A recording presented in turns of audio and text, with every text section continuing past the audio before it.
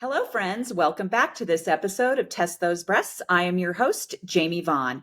And today I'm so excited to have my friend Tiffany Johnson on my show. We have quite a story to tell, but a little bit about Tiffany.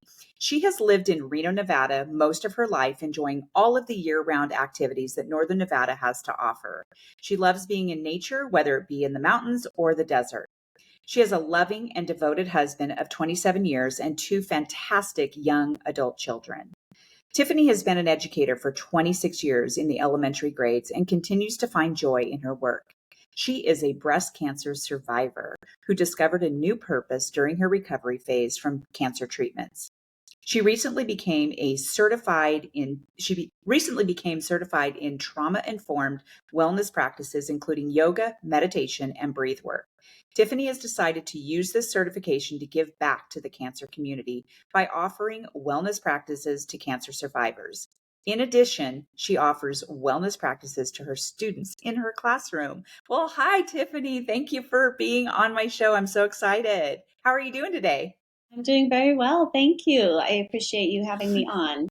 Yeah, well, of course I'm going to have you on because we have quite a story to tell. You and I met in such a weird way. I know that I'll kind of give the backstory a little bit. So we met through your husband, Jared. And so I was actually in my last year of teaching and I was an itinerant teacher. So I used to push into his classroom every week. And, he and I just hit it off like crazy. We used to talk about, wow, we could be brother and sister for sure because we had some things in common.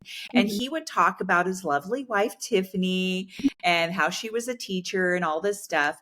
And at some point, he came into the classroom one day when I was in there and said that you had been diagnosed with breast cancer. And I was just, so saddened to hear that. He definitely looked like he was pretty freaked out by it as well, and which totally rightfully so.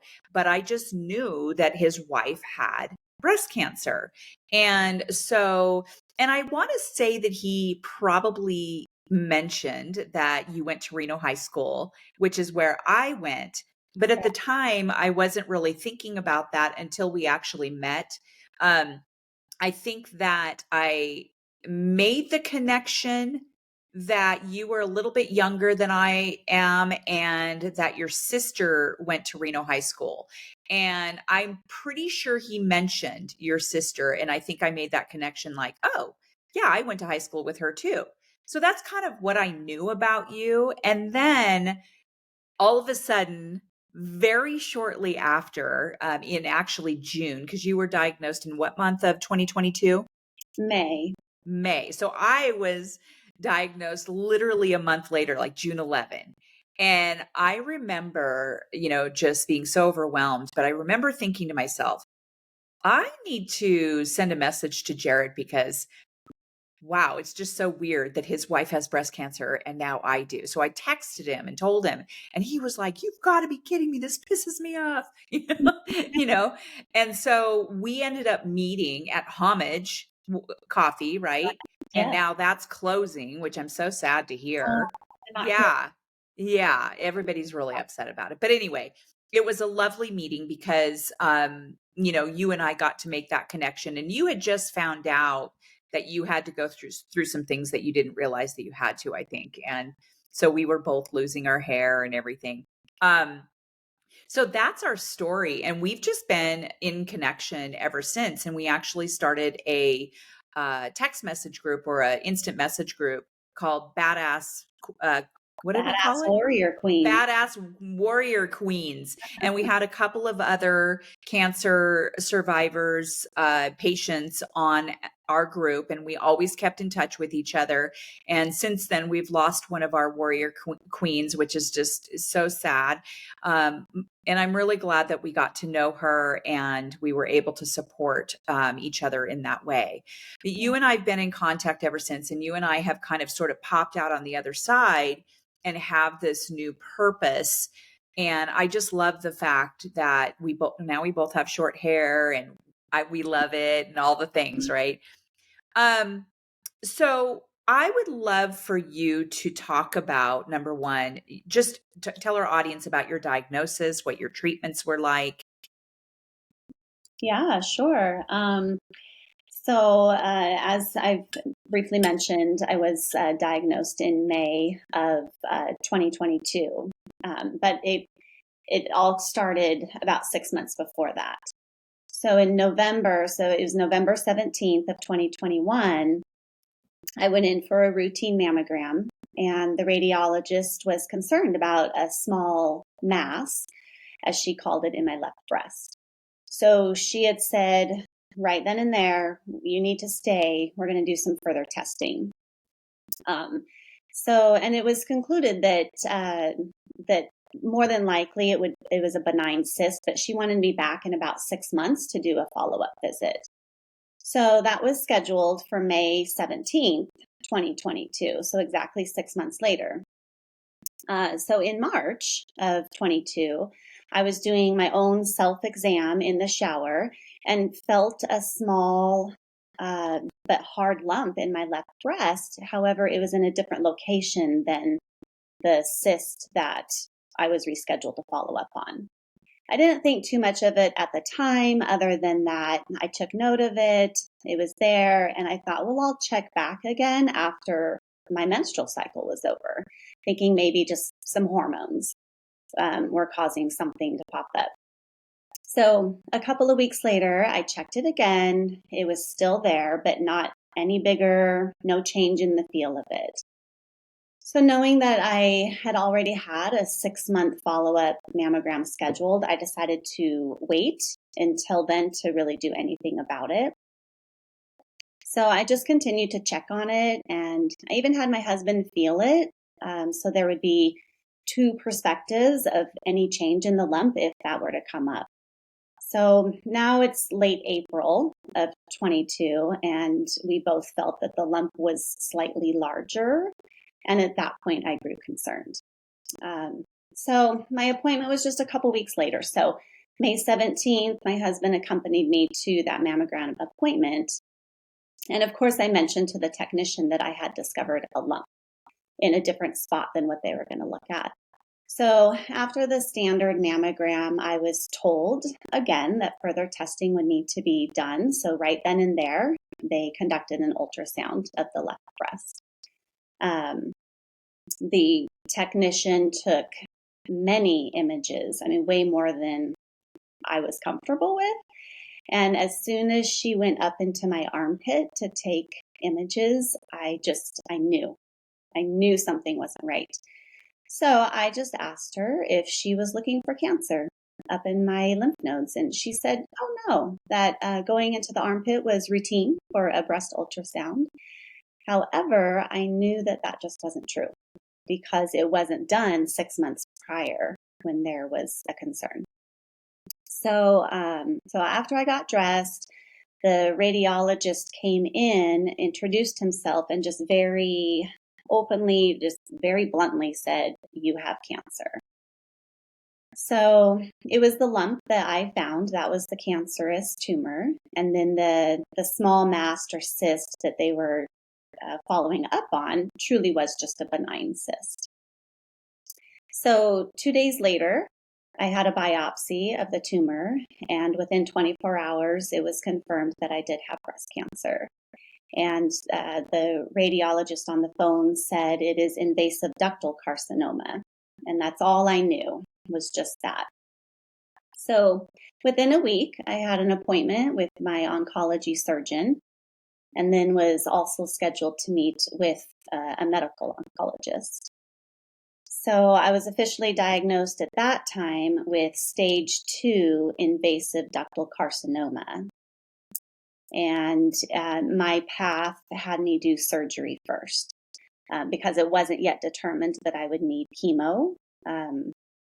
My medical oncologist wanted to do further testing of the tumor after removal to see if I would be a candidate for chemo or not. Okay. So June 23rd, 2022, I had a full mastectomy of my left breast. My surgeon called the next day to tell me that there was more to my tumor than originally thought, so a little bit more of a complex issue. he found that the tumor was wrapped in another type of breast cancer. And it Oh, was wrapped up in ductal carcinoma in situ, which was non-invasive. So, I had a little panic moment, like, oh my gosh, like I thought it was just this, and then it turned into something different. So I wasn't quite sure what my next steps, would have to be. So, but my surgeon, Dr. Harris, he explained that it was actually a good thing that my tumor was wrapped up in this non-invasive cancer, because the tumor itself was even bigger than they had originally thought, and it had grown quite a bit from the time of diagnosis to the time of surgery. So he said that that non-invasive ductal carcinoma in situ was encapsulating the invasive right. cancer, Yeah, and that's therefore, great. yeah, therefore preventing the tumor from spreading outside of the ductal wall. So I'm actually quite grateful Is that that one of your silver linings? yeah, The yeah. silver I mean, linings that yeah, it actually is when you think about it, that having it wrapped up in that was a really beneficial thing. So when all was said and done, my final diagnosis was stage 2 invasive grade 3 ductal carcinoma and non-invasive ductal carcinoma in situ. So my oncologist did have my tumor further tested for a test called Oncotype DX, Mhm, which maybe you're familiar with. mhm. And this test would, of course, reveal the next steps. Would my type of tumor and cancer respond to chemo or not? Can you explain what oncotype is? What is that? What is Um, that? What are they doing? well, from what I was told and my understanding, is just that it's testing your cancer to see if chemo is going to be beneficial for you or if it's not. So it Okay. goes by numbers. So if my number for this test came back at, I think it was 16 or below, it means that the chemo wouldn't do me any good for a chance of recurrence. So Okay. it wouldn't help. Um, if my number was in the gray range, then there would be, and again, I don't remember the exact number, but there'd be a higher chance that chemo would stop a chance of recurrence. And then if my number was greater than 25 or 26, then absolutely I was a candidate for chemo. And my number was at a 32. Okay. Thanks for So, explaining that because I never had heard of that at the beginning. I've never okay. heard it from anyone except for after I was cancer free. I started hearing that term. So thank you for explaining that to our audience and me. Yeah, for sure. So my number was high, and my oncologist said, you absolutely need chemo because if you don't have chemo, you have a 25% chance of recurrence. Mm. And I thought that number seemed pretty high. And she said, with chemo, then your chance of recurrence drops to 10%. So, my husband and I really talked about it, and we both agreed that yes, of course, as much as I didn't want to do chemo, I was going to do it because dropping from 25% to 10%, that's huge in my mind, I'm going to do everything that I can to lessen that chance of recurrence. And then she told me that because I was estrogen positive, estrogen receptor positive, that I would then be put on hormone therapy after chemo. And that is for 5 years, which would then take my chance of recurrence down to about 5%. So Awesome. I like Okay. those odds a lot Mhm. better than 25%. Yeah, absolutely. Yeah, so I started chemo in August of 2022 and went through 4 chemo treatments. And then about a month after chemo ended is when I started the hormone therapy. So I'm currently on the estrogen blocker tamoxifen and have finished my first year of that and am happy to report that it's actually going very well. I don't have too many side effects from it. Very good. And I think I might have met you in person after. Did I already have a chemo session? Because mine started July 18th.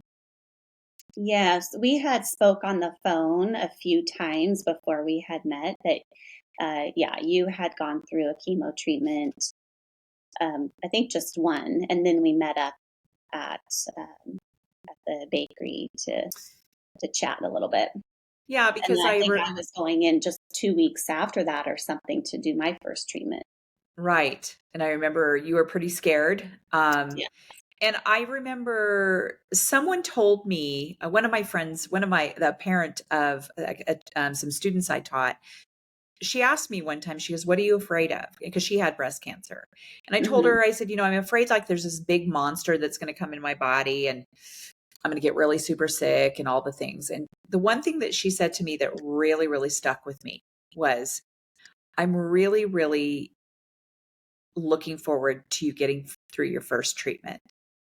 Once you get through that first treatment, you'll at least have an understanding more because the unknown is always so scary.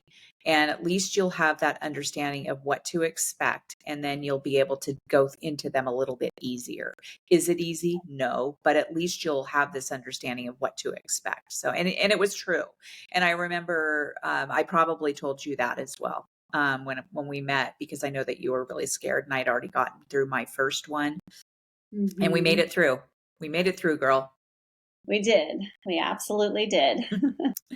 So, I want to kind of walk back a little bit.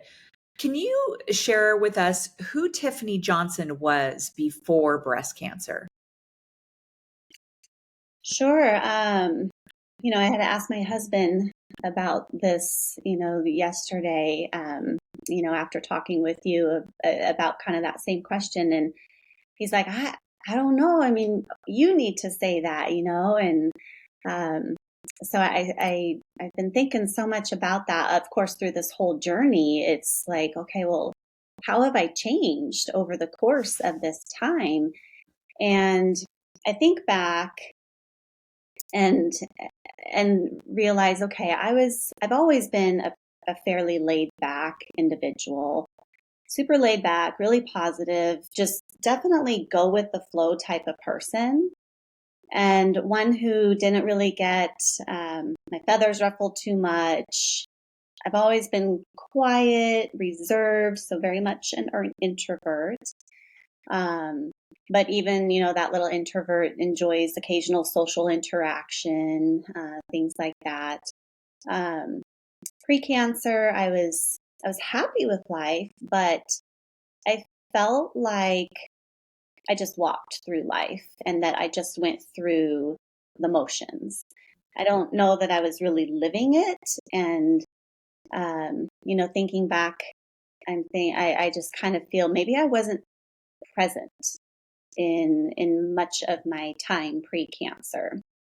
So I don't know that I was really noticing all around me, or the beauty around me. Not only the beauty like in the natural world, but the beauty in others. So I allowed myself uh, to to just work so much. I let work consume me, which then ended up controlling my life. I'd get stressed, I'd get overworked, um, and that I see now that really wasn't my best self. And I think I can see that now because of who I am now. I'm a different person. So I really wasn't being my best self. And um, I'm not going to dwell on that or, be super regretful for a life like that. But I've learned so much from my cancer journey that now um, I can only move forward, and I have to allow myself to become the best version of myself for me, first and foremost, but then for my family and for everybody out there, just kind of like for the greater good of everybody that you interact with on a daily basis. Wow. So that's pretty much who I think I was before. That is incredibly profound, Tiffany. I think about who I was before too, and I've talked about it a lot.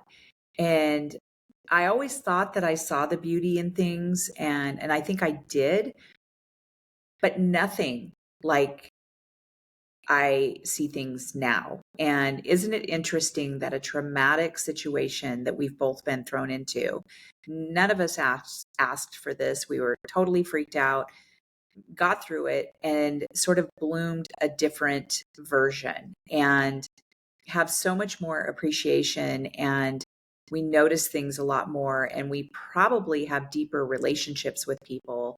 Like, I know that with my husband, I have a deeper relationship with him. It took a while to get there. And, we had to kind of tumble through this together. He was a wonderful caregiver. Um, we had to learn how to understand each other because of this diagnosis, and we've done the work, and we are more connected now, and we were connected a lot before, but we're more connected today. And I also feel that I am more connected to my friendships, the ones who fill my cup, the ones who have supported me and have just reached out to me and things like that. So I just think that what you just said is something I want my audience to understand. That number one, if you have not been diagnosed with breast cancer yet, and we do know that 1 in 8 women will get it in their lifetime, that's a big deal. And so one of my missions is to educate, shorten the learning curve, bring awareness to whatever you want to call it, especially for people who haven't even been diagnosed yet, because there were so many things that we didn't know about this before cancer. And I knew a lot. Like, I had friends who had it. I had parents of students that I taught have it. So I Mhm. knew quite a bit, but of course we know so much more now.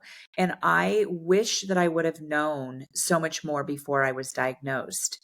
And so this is what I want people to know: what kind of person you are, and who you were, and how this trauma has affected you and helped you move through life into appreciating things so much more. You see things so much differently, and you're probably a whole heck of a lot more empathetic um, than ever before. So thank you Yeah, for sharing that. Yeah. yeah, yeah, of course. Yeah, Yeah. it is very life altering. And for those people who are just diagnosed, are in our position that we were in at the very beginning and are really, really fearful, Mhm. um, I want them to listen to, and it's okay to go through those emotions. In fact, it's important to go through those emotions and allow yourself to be angry, sad, scared, whatever it is. Mhm. Um, but I do want people to know that you're gonna you're gonna be okay. Like, this is a treatable disease. We Right. know that. We know not everyone, makes it or whatever for whatever reason, but statistics show that this is a very, very treatable disease, and it sucks going through it. But just know that when you are cancer free, there is going to be some serious silver linings, right? Absolutely. Um, Yeah. so breast cancer comes with a ton of emotions, like we were just talking about. It just does. What Mm. emotions did you experience, and how did you work through these emotions? You're right. It does come with a lot of emotions, and it does take a lot of time to work through those. Um, Through my journey, I'm certain that I've experienced every emotion possible. From the beginning, it was shock, denial, um, which then, of course, had to quickly turn into acceptance. Um, and then, as you go through your surgery and you lose a body part, you have a lot of grief, um, and fear as well. I went through depression. Um, through I don't think that I became depressed really until chemo, because the chemo just really alters you. And that's when I really fell into a depression. But I came out of that, and I've also experienced, along the way, the whole journey, I experienced a lot of laughter, and I owe that so much to my husband for sure. He just kept me laughing, and that's how he deals with things, is through laughter. So I had a lot of laughter, I had a lot of hope, and then eventually I found peace with it all. So a ton of emotions for sure. Um, I would say that, through these emotions, you have to deal with them at every step of the way. And I did just that. I wasn't, just like, oh, I'm just going to push everything off to the side and just keep going forward. I really had to have time and space in order to work through those emotions, not only with my family, but I had to work through those emotions by myself as well. And I'm really grateful that I had the family and a group of very close friends who gave me the time and the space to do just that. They allowed me to navigate my way through that array of emotions. And along the way, and I'm sure, you've probably experienced this as well, people would say to me, Tiff, remember, you're not alone. You're just not alone in this. And to which I always responded, yeah, you're right. I'm not alone. And I'm so grateful for you and your support. And I took their support. But like I said, sometimes I really had to be alone. And that was the only way that I could very organically, very authentically deal with my emotions on such a deep level. I had to have that space in that time. And I found that my caregivers, my husband, my daughter, my mom, other loved ones, they want to fix things for us when we're sick or when we're not well. They want us to just feel better, but they can't fix anything. Only we can do that for ourselves. They can be there as our support when we need them, but only we can really go in and take that deep journey to deal with those emotions on a level we need to. So yeah, so those are the emotions that I felt, and how I dealt with them, and allowed myself to deal with them. Yeah. Well, Jarrett is a funny guy. So I can see him trying to make you laugh. My husband's a funny guy too. Yeah, I actually put together, one of my friends told me that I should get a healing room, that I should put together a room for myself so that I can go to. She said, you're going to want to be alone sometimes, especially after treatment. So it Yeah. was the best thing. And I had girlfriends and my husband come together and take one of our guest rooms and completely transform it into a healing room for me, which has since become sort of a closet for me too. So I have extra clothes in there, but I will say that it was really nice to be able just to go in there. My husband put a TV in there, and I had a fan, I had a refrigerator. All my friends came together and did that for me. And I'm just so grateful for that, because it allowed me that solitude that I really needed. Because you're right, no one can fix it. No one can get you through those emotions but yourself. And being able to work through them, it's hard work, and we'll never forget it. Right. So yeah. Well, and I really will say that because of our little group we had, the Badass Warrior Queens, you were so great at checking in with everyone. Sometimes I was feeling horrible, or maybe didn't check in for a while, and maybe the others didn't check in for a while, but you always came in and said, "Hey, how's everyone doing?" And that kind of was like, "Oh my gosh, we have this group. I forgot." Didn't really forget, but it was just really nice. And you were so supportive. And I feel like all of us together, we got to go have lunch with each other and a couple of times, and that was really nice too. And that Yeah, helped with emotions, because we all knew what we each other were going through, right? right. It's so important to have that support system with other survivors. So I do want to go back and talk a little bit more about Jarrett, your husband, and your kids and your parents. Um, how did your family react to your diagnosis, and how did they work through it with you? And I know you talked about how Jarrett would make you laugh and people were there for you. What else can you Mhm. add to how they reacted to the diagnosis and how they actually, I don't know, tumbled through it with you? Yeah, well, like me, they were shocked, worried, scared, saddened, all of that. They went through their own entire set of emotions. And at the initial diagnosis, I have to say my husband was in far worse shape than me. I was in disbelief there at the clinic, but very composed. Whereas he was like completely terrified and had an emotional breakdown right there in the parking lot after we left. And we stood there outside the truck for a long time, just crying and dealing with it, because it was such a shock.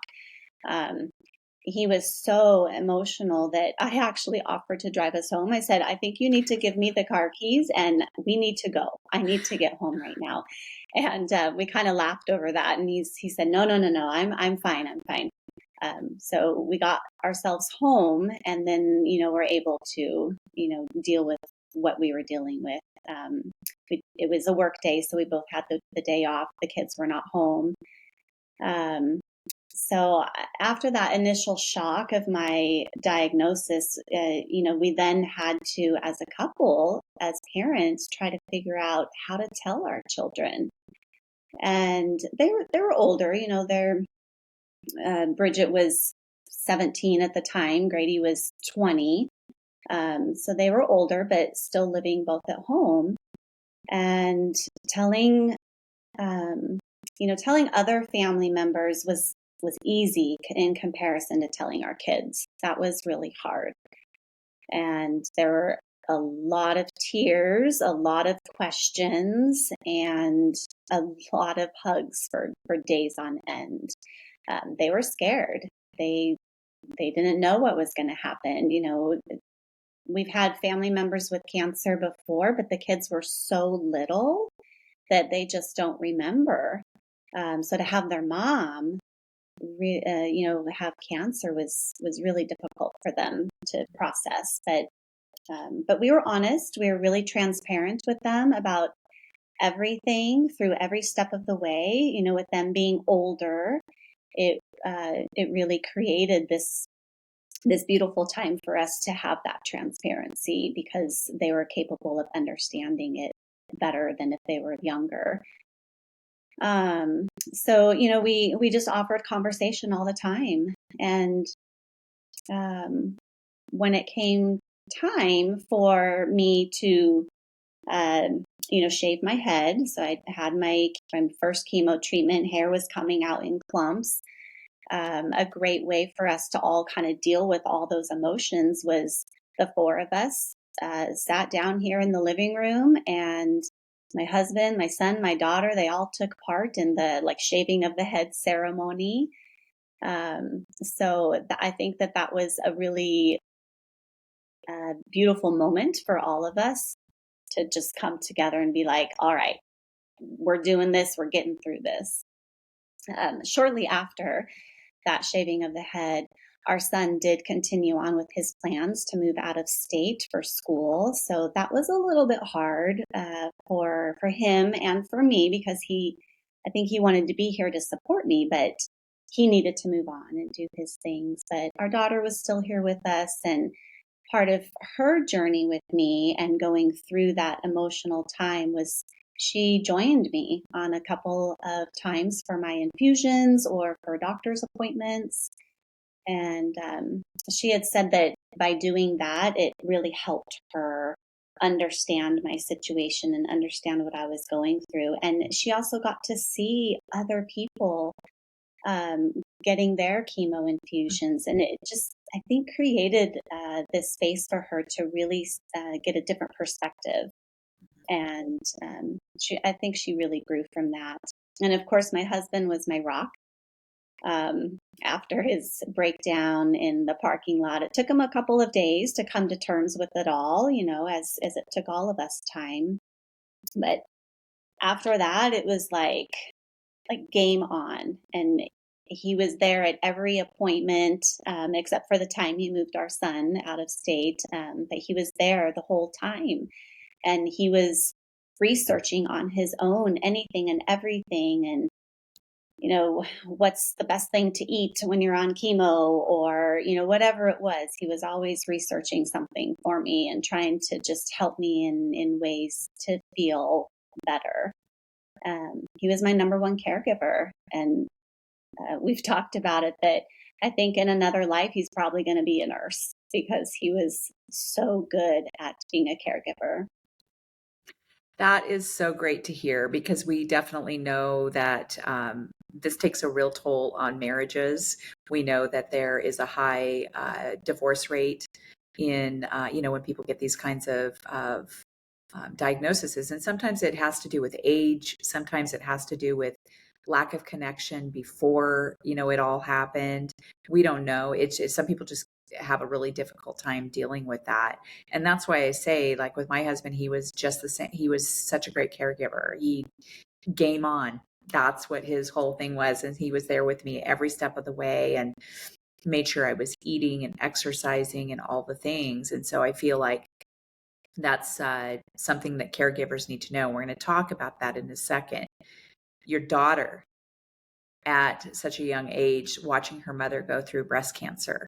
So now we know there's breast cancer in her family, right? So she has gotten herself a pretty good education on why it's important to listen to your body, make sure that you are always checking, noticing things about your body, because you're the only one that knows. And you found this in the shower, and then you found it later on. And so just the mere fact that you were aware of your body, you had Jarrett feel that. I had my husband feel my lump as well.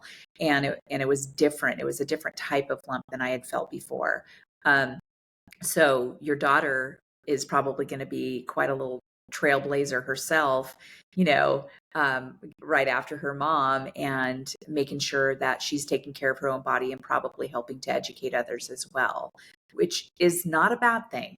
I mean, we need to bring awareness, especially to younger women, because I've talked to so many women in their late 20s and early 30s who've had breast cancer. And so it's just getting younger and younger. And so this particular podcast is called Test Those Breasts. And it's all around the premise of early detection is where it's at. We're lucky we caught it at a fairly early stage, right? At least earlier than stage 3 and 4, right? So let's go back to caregivers.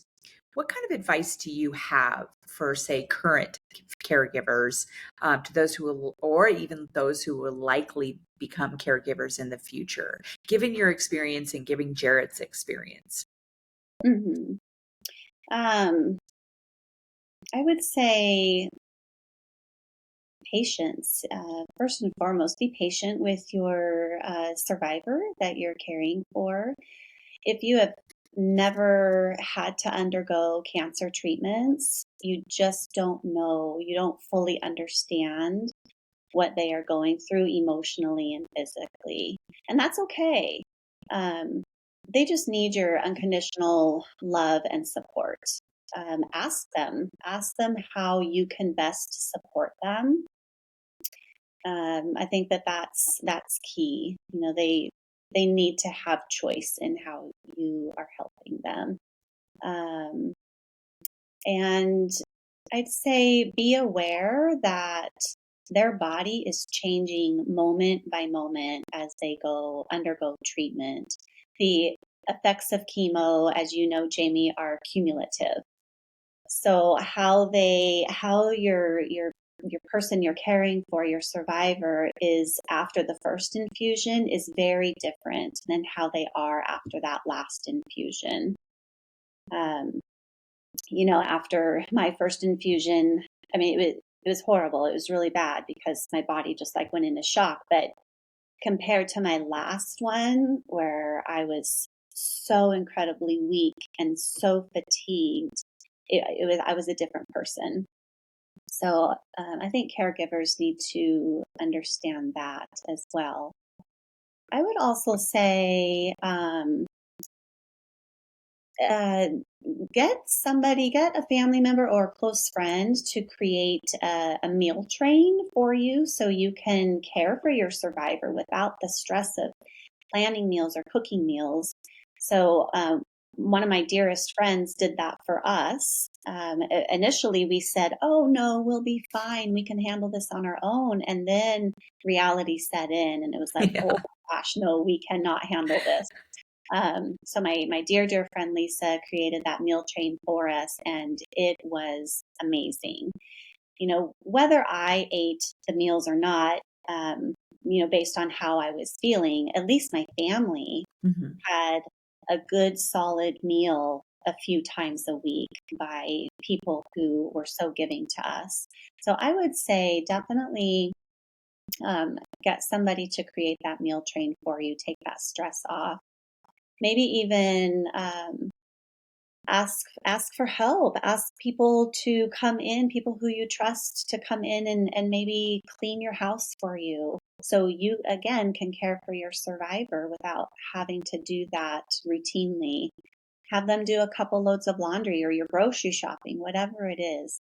Don't be afraid to ask for help because people really do want to help. They just don't always know how. So if you can tell them how to help, that is so beneficial.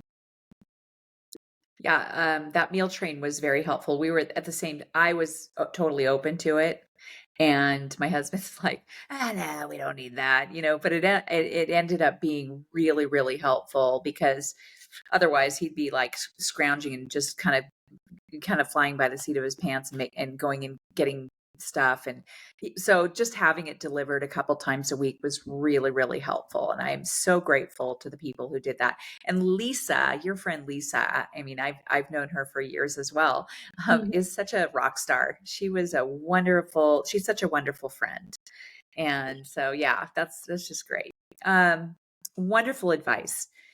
So now that you are through your treatments, and we know that when we are diagnosed with breast cancer, and I only say breast cancer because that's what we had, right? We know that this applies to a lot of other cancers and illnesses. Sure.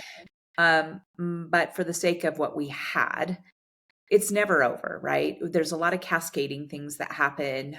For me, I got this rare anemia that just came out of another thymoma tumor that I got, and in I would say February of just this earlier this year, even though I was cancer free and I was through my surgery and everything, I went through a deep dark depression, scared, didn't feel like I had any purpose or significance or anything.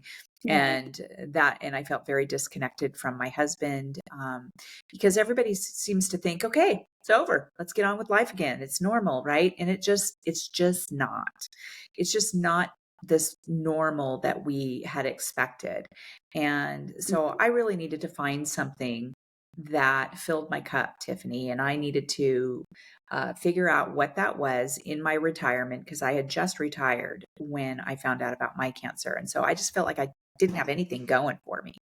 And that's where the podcast was born. I realized that I needed to be part of the cancer community, and I was thinking to myself, how can I be included in that and help other people, because that was my biggest fire in my belly, was that I wanted to really help educate and bring awareness and just shorten that learning curve for other cancer patients who are just diagnosed or haven't been diagnosed yet.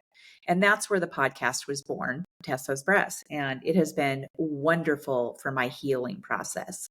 Absolutely wonderful. I've gotten to speak with outstanding people such as yourself as a survivor, and breast surgeons, oncologists, radiologists. My own radiologist is going to be on an episode releasing tomorrow.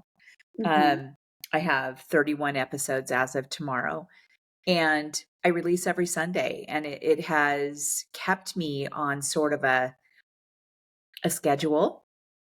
I have a purpose.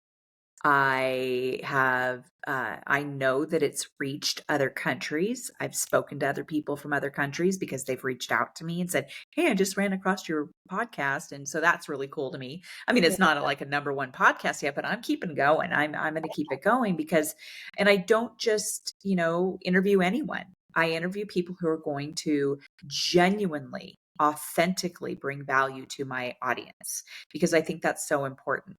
So, but I've, interviewed various types of therapists, yoga instructors, people who deal with nutrition and cancer.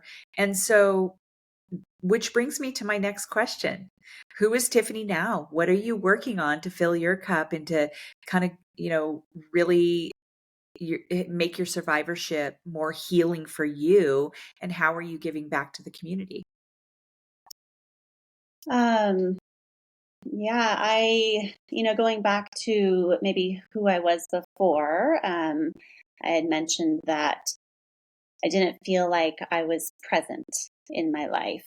And now that's totally the opposite. So I feel like I am now much more present. I'm noticing that beauty out in the world and that beauty in other people. I'm still laid back. I'm still positive. I I kind of go with the flow now, but maybe not as much because I think before when I just always went with the flow and everything was fine with me. I never spoke my voice or my truth.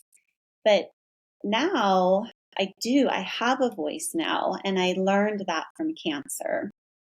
I had to develop a voice to advocate for myself. So I can go with the flow still, of course, but maybe only so far because I respect myself on a whole different level than I did before. And I feel like I need to really honor myself. I need to honor my time, honor my family, and just my life in general. So I don't want to just go through the motions of life anymore and just be so carefree, go with the flow type of person. I want to wake up and I want to feel it. And I do feel that now. I do wake up and I feel life and I want to create joy and experiences for myself every single day, far more than I ever did before cancer. Even the hard days, I find joy in them. And it might just be something super simple.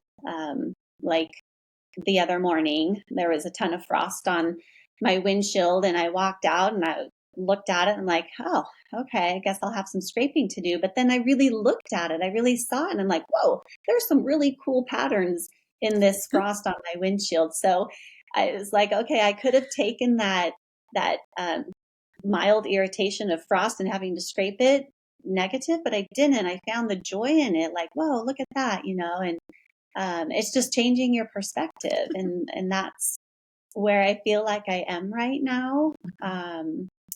So that's important to me.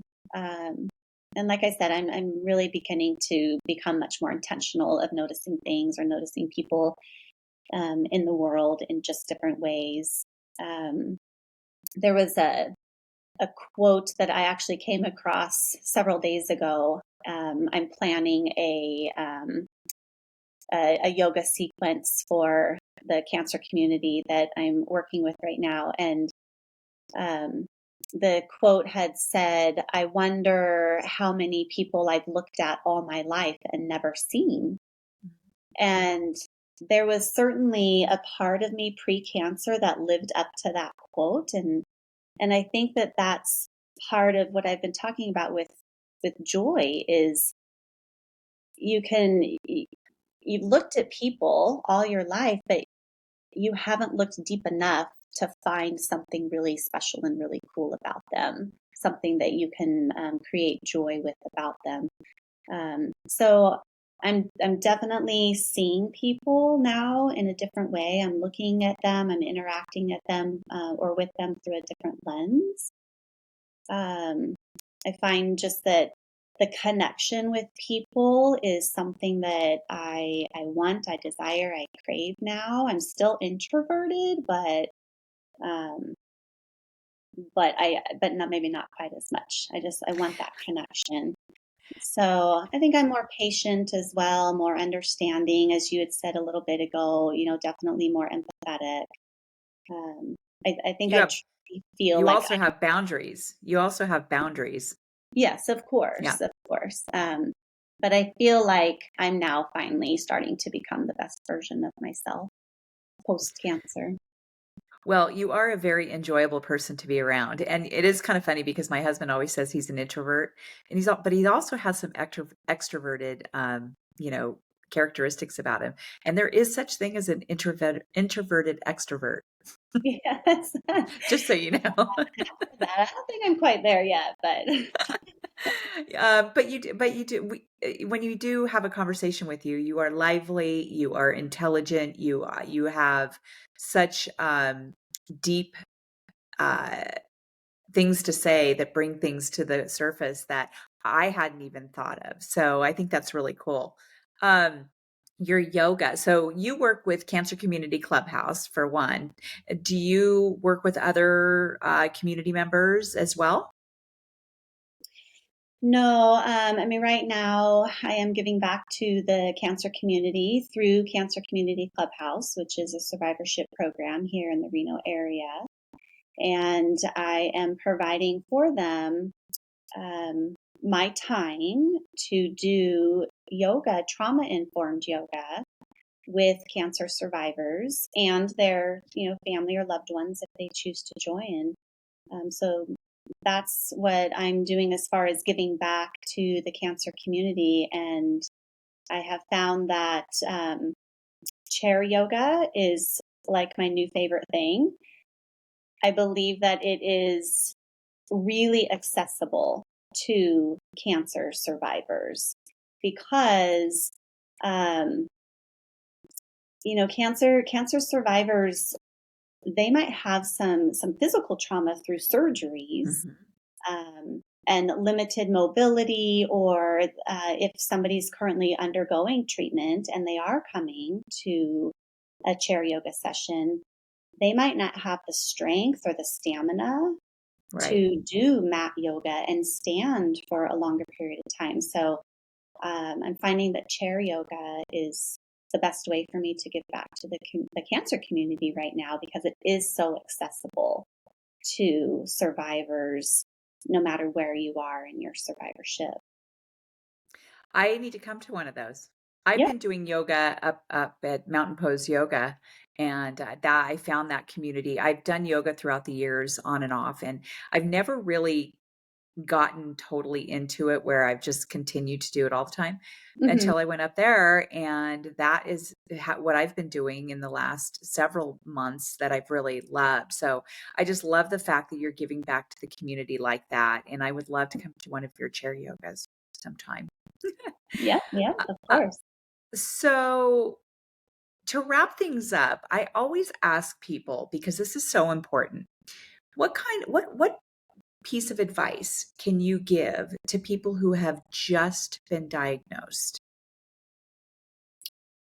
Um, well, I would say my number one piece of advice is that if you haven't found your voice, find it. Because, as I said earlier, only you can advocate for yourself. I found that to be huge when I was, talking with my medical team. I had to have that voice, and that's the advice I would definitely give out.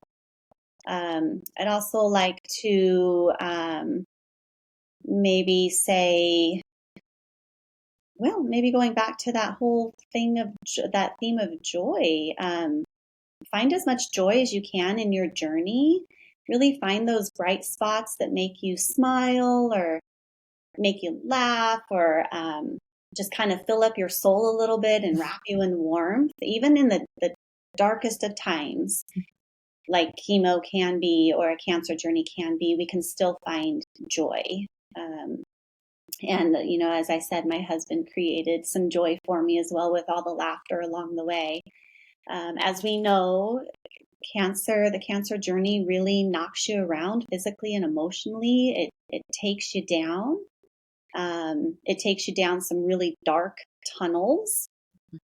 Um, so I would say honor every emotion, every pain that you're feeling, own all of it, and just, I guess, kind of get down and get down and dirty with it, and then Mhm. pull yourself up by finding those bright spots. Also, connect with other survivors. That was a huge part, is still a huge part of my survivorship, is connecting with other survivors. You need to get out and talk to people, people who get it, people who understand it, people who get you during this time that you're going through. Yeah, great advice. Really good advice. One of the things that my husband and I always did, we just knew that on the third week of my treatment, I was feeling the best. And Hmm. so we would go camping. And we Yeah. always looked forward to where we were going. We picked new places that we had never been to, took the dogs, and just had a wonderful time, and then headed into the next treatment. And I just had that to look forward to. Right. And I really do believe that people need to make sure that they don't just sit on the couch and let you got to get up and move. You got to go walk to the, I don't know, walk around the block or something like that. So yeah, great advice. Well, Um, Tiffany, this has been really, really enjoyable. I really love having a conversation with you. I do have a couple of resources that I'm going to put in the show notes. One being Cancer Community Clubhouse, mhm. because that community has been so amazing. And I love bringing awareness to that, and other people in other states, cities, countries. It's so important to try to find where those communities are, because they're there for you. And I never knew about Cancer Community Clubhouse until, you know, a little while later. And then you used to bring it up a lot. You were saying, I'm going to this or I'm going to that. And I never went. And until recently, I'd gone to, the coffees, and we've gone to the sound baths that have been amazing, but also Breathe for Change. What is Breathe for Change? So, Breathe for Change is the organization that I went through to do my wellness facilitator training. It is a yoga training platform. It is geared towards educators, as which I am. You don't have to be an educator with children to do their training. There were many people in the program who worked with adults in some capacity, not necessarily teaching children in the classroom. But Breathe for Change is just that. It's a training organization. You receive your 200-hour yoga teacher training certificate with them, and then you also walk away with a certificate as a certified wellness facilitator, meaning that you've been trained kind of in the foundations of breath work and meditation. Great.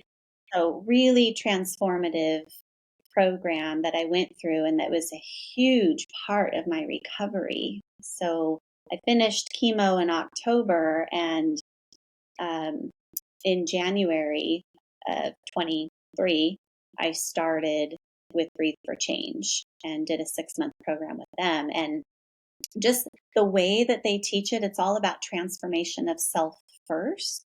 And then you can go and start to do transformation with others. And now I'm going to embark on my 300-hour training with Breathe for Change starting in January of 24.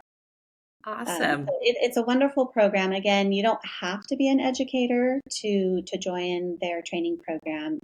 The way they do it, it's beautiful. I'd highly recommend Breathe for Change. Awesome. Well, I will make sure that's in the show notes, and go you. Look at you. Do you have anything else to add before we wrap up? I just would really like to say thank you, Jamie, for having me on here. It was such a pleasure to go through our journeys together. Um, I'm so glad that Jarrett connected us, and the timing of our diagnoses was like spot on. Yep. It had to be diagnosed. It's better to be diagnosed with other people, that you can really Absolutely. connect with and ride that journey together. So, um, yeah, thank you so much for all of your support and having me on here today. Well, thank you very much too. I appreciate your time, your energy, your knowledge, I don't know, just everything you've said is just so inspiring to me. So thank you. And to my audience, thank you for joining us. And we will see you all next time on the next episode of Test Those Breasts. Bye for now.